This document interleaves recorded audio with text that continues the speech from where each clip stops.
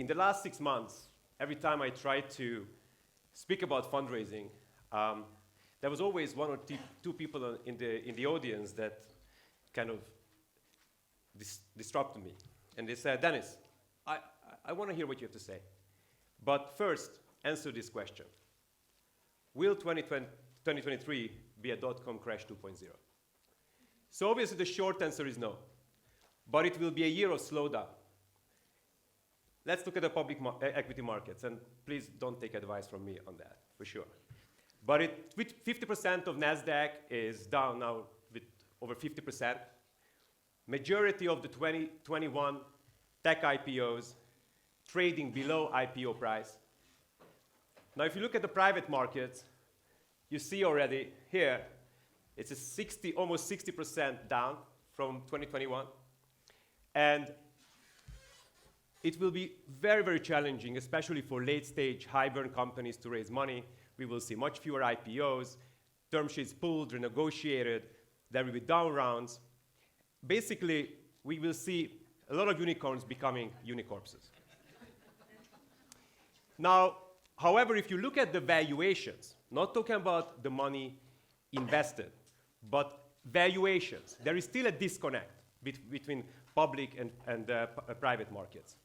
This is from the iconic IVP Tom Levero.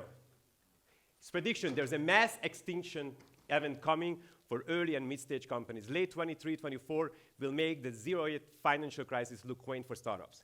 And his number one most important advice for startups is this.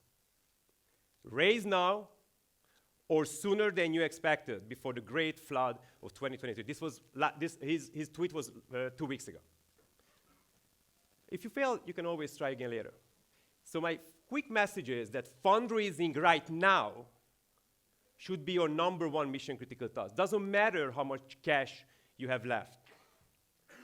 So this fundraising masterclass I developed not because I wanted to, but because I had to. Time and time after again, I see that entrepreneurs, see as many of our portfolio companies, when I brought them in front of my investors, they just don't know how to tell their story in a compelling way. They may have the best tech, the biggest brain power, but you need more than that. And can you please turn on the Hello. volume? My name is Saeed Jabrani. I am the CEO of Ametabug, and we're here to revolutionize the way you report bugs on your mobile platform. Happen will revolutionize location-based mobile news aggregation as you know it. We're making the world a better place through Paxos algorithms for consensus protocols.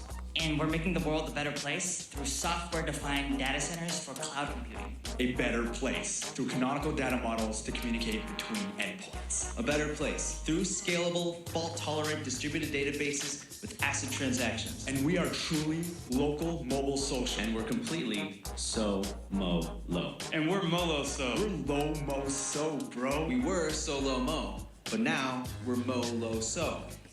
No, mo-so-low. No.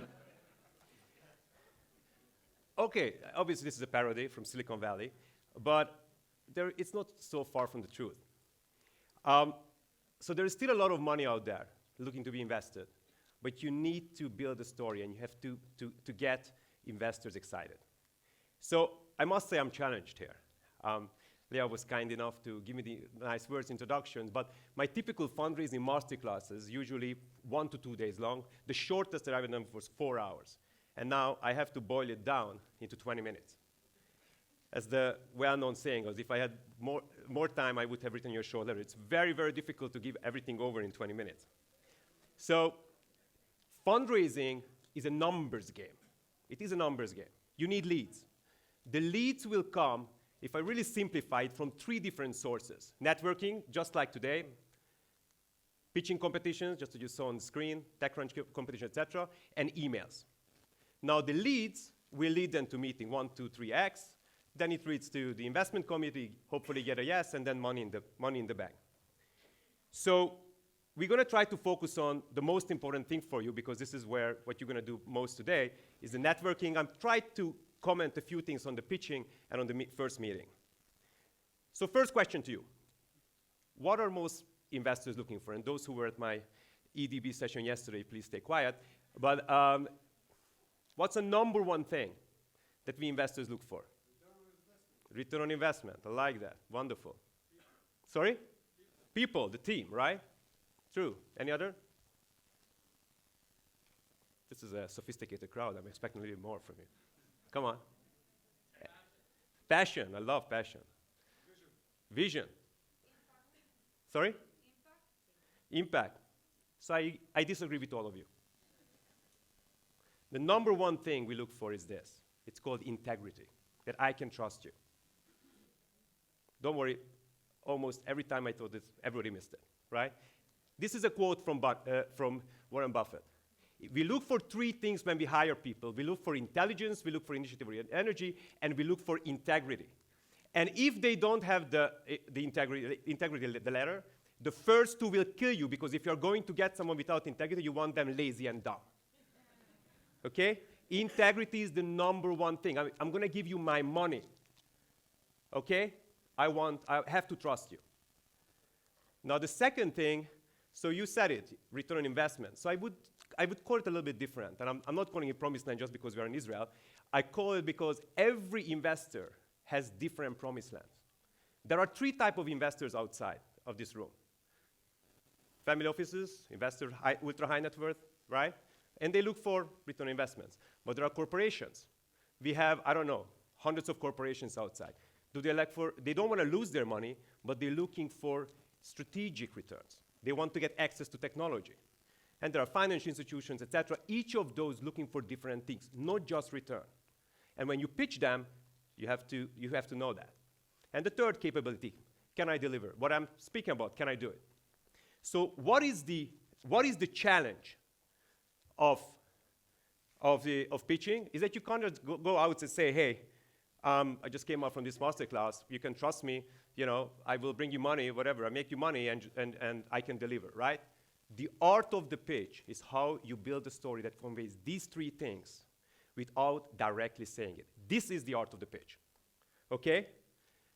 So storytelling is perhaps the most underrated skill. This is from, obviously, the one and only Anderson Horowitz, right?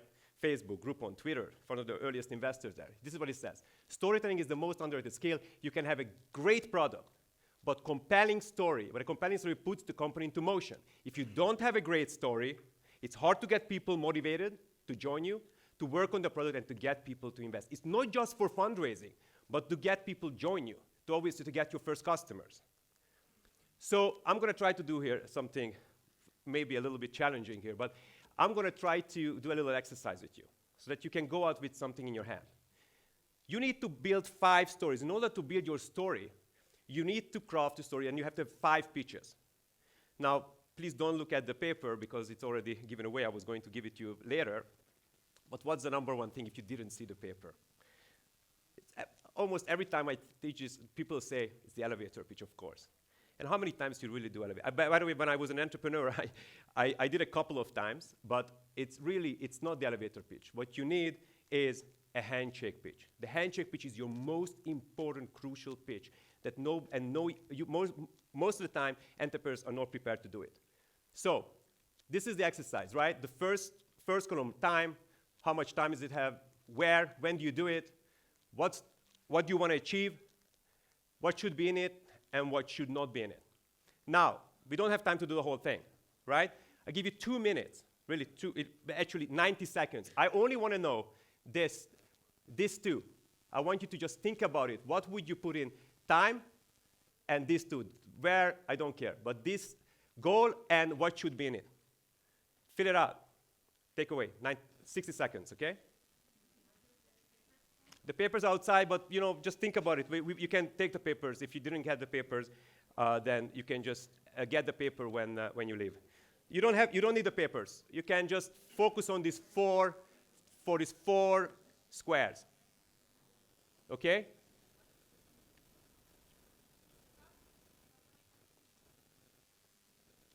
"30 seconds left. Really, just think about it. Don't worry about the paper.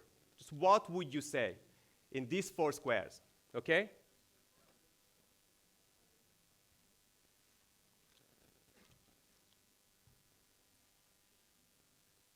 Okay, let's start. How much time? How much time for a handshake pitch? 30 seconds. More? 10. Anybody more than 30 seconds? Huh? 60 seconds. Okay. 7 seconds, ladies and gentlemen. 7 seconds the maximum. Anything more than 7 seconds will turn the other person off. I'm talking about a handshake pitch. Hi, my name is Dennis, 7 seconds. It's called, I think, 7 elephants. 1 elephant, 2 elephants, 3 elephants. That's how I told them when I was 7 years old, right? 7 seconds maximum. Where you do it, any introduction. What is the goal? What is the goal? Oh, okay. I like that. Good. People are awake. Get permission. The only thing is to get permission to tell your pitch. Actually, to tell your networking pitch. The only thing, the only goal you have with a handshake pitch is nothing else, just to get permission to tell your pitch. What should be in it? Anything to get to hear from the other person says, Dennis, interesting, tell me more. It may have nothing to do with your company, right? I want to hear just only thing, tell me more, because now you are open to, it's open up to tell your networking pitch, right? Everything else shouldn't be there. Networking pitch. Now you have the 60 seconds and into the after handshake. What's the goal? Okay, nice. You're advanced. You're good. Either to get into a normal conversation or to get the meeting. Okay, interesting. I don't have time here. The OurCrowd Summit, a lot of meetings. Here's my business card. Give me a call afterwards, right? That's the only thing you need. You don't have to close with a networking pitch. No closing, okay? Very simple, exciting story. Everything else. TechCrunch pitch. How much time? Usually, by the way, 5 minutes. We saw it on the stage. This is a typical pitching competitions. Where you do a pitching competition. What is the goal? Well, not really, but I think it's just interest to get, because again, you have 5 minutes. All you want is when I walk down, thank you for the gentleman, people will come, oh, interesting, here's my card, give me a call, right? That's the only thing. And we will get back to why is this important. You and the potential, nothing else. It should be just you and the potential. I argue with this with many entrepreneurs. Technology in depth, no. You can't bring in technology. That's not the key. That you shouldn't. And I argue with our entrepreneurs all the time about this. They say, no, but technology is what I have. No. You don't have time, and you will lose most people. The only thing you need is that afterwards the person will come to you and say, oh, I trust you, there is something here, I want to learn more. That's your only single goal. Now, I want to give you a couple of mistakes that I see so many times, basically almost 99%, and I put money on it, that maybe even $100,000 from our crowd to invest in you, that your first slide is going to be like this. Which one is your most important slide? I should have asked you first. You would say, the revenue model or the business model. This usually, your first slide is your most important slide. Because again, I'm talking about the TechCrunch pitch. When you come up, you come up, I know the day, I know I know where I am, I know who you are, I know you are presenting. You just wasted 10% of your time. This is your first page. Use it wisely. Now, which one is your second most important slide? The last slide, right? 99% entrepreneurs leave the room with this. And then, now you have the Q&A. Now you have the Q&A, and this is what you leave on stage for 5 minutes. Total waste, right? The first and the last slide, again, I'm talking about TechCrunch, which I'm not talking about meeting, is what you remember most. So they will be the longest behind you while you walk up, while you walk down, Q&A. So use it wisely, be creative. Now there's one more thing that I see constantly, is this. PowerPoint is not a horizontal version of Word. Okay? Please remember that. Right? Now, meeting, 30 minutes, where one-on-one with investors, and already, I'm too fast, but the goal of the meeting is nothing else, just to get to the next meeting. You're not going to close on the first meeting. Okay? So these two, where again, I see entrepreneurs make all the mistakes. And I just want to give you kind of Marshall, what is it? Parallel. Think about this as a video game. You want to get to just the next level. You can't go and save the princess with, fight the dragon without tools. You need armor, you need swords. And you do this the only thing you want at meeting one is to get to the next level. So, and think about the 3 things that you want to convey. Don't forget, I trust this guy. I think that's what I feel. There is a promised land here, and I think he has the team. He's qualified to back it up with what he's saying, right? That's the only goal, nothing more. You don't need to close. You don't have to show me everything. Anything that makes me get to the next meeting, right? Now you can put in everything, but in 12 minutes. Well, Dennis, what did you say? I mean, didn't you say that you have 30 minutes?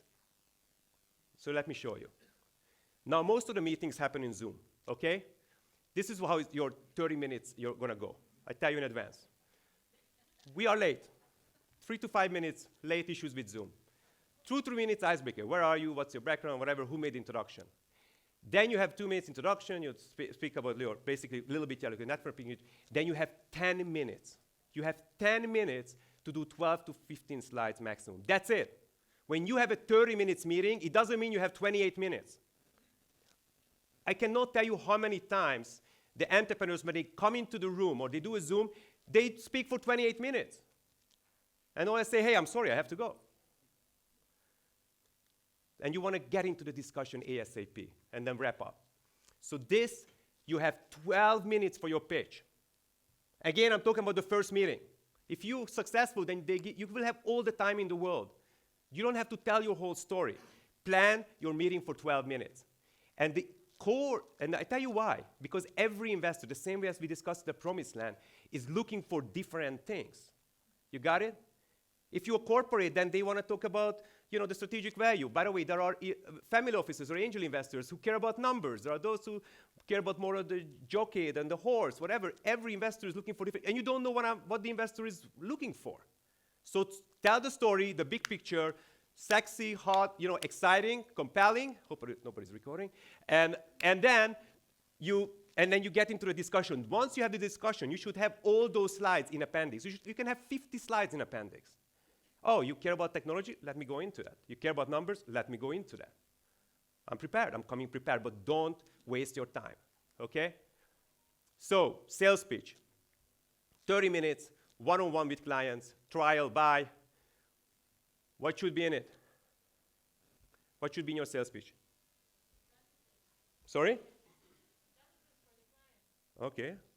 Who are you? I like that. So advanced. Values, okay. Competitive edge. You don't need to take pictures. Wait to the very end. You're saving on your camera. Wait until here. I will leave it on for you for 10 seconds. I see everybody's taking pictures, but just wait 2 more. Okay? So obviously it's a value proposition, right? It's a setup, right? Of course not. Value proposition is 20 years ago, right? That was the 1990s. But the pain and the problem that you solve, that's the only thing that customers care. And of course, how much it costs. But you need to focus on his pain and the problem, all right? So and don't put in technology. Customers do not care. Most customers do not care. By the way, most of the times you meet the person who doesn't really care about technology. Obviously, should have it. So if it comes up, then you can discuss it. No more comments on these slides. You can take the picture if you want. Okay, shall I wait 10 seconds?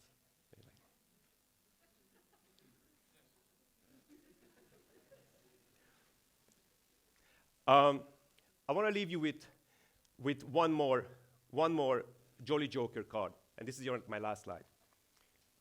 Your Joker card, the Joker card that every entrepreneur has to use. So if you go back home, spend 3 hours in your meeting room, bring all of the senior management together, and build your validators. What are validators?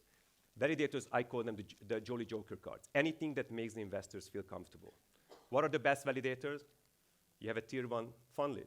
Somebody's leading your run, you will raise money. You are a serial entrepreneur. You just sold your last company for 200 million. You will raise money. You have real traction, both revenue and growth. None of this ARR BS sometimes, which means nothing, but real revenues and growth. You will raise money. I don't think it's going to be 2021 terms, but you will raise money. Now, for most of us, I will have 10 seconds. If you have none of these three, what do? So you need to think about things. You have to write up things that investors can relate to, such as, did you put your own money in it? Validator. Why? This guy is all in. What did you do before? You know, again, you could have been a product manager at Microsoft and you understood there is a problem. Did you win any awards? Did you sign a POC, beta testing with an MNC? Or any outside validation? This is the way that you build validation, right? That I feel comfortable. So think about it. This is your Joker card. So good luck out there, and see you soon. Thank you.